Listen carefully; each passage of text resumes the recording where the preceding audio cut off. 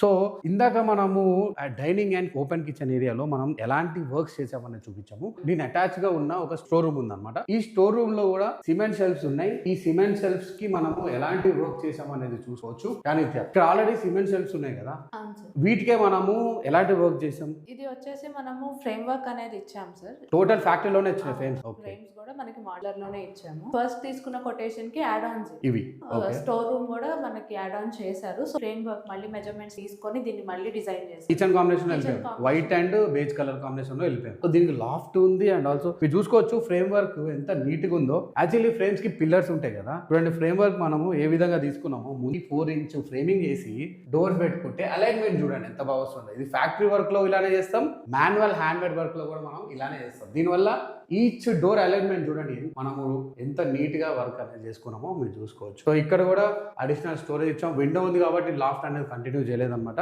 చూడండి ఎంత నీట్ గా ఉందో. అండ్ ఆల్సో ఇక్కడ హ్యాపీగా కూర్చునే పొజిషన్ కూడా ఉంది అనమాట ఈ గ్రానైట్ పైన. నైస్. సో ఇండిపెండెంట్ హౌస్ లో ఉన్న అడ్వాంటేజ్ ఏంటంటే స్టోరేజ్ అనేది మనము నచ్చినట్టు డిజైన్ చేసుకోవచ్చు.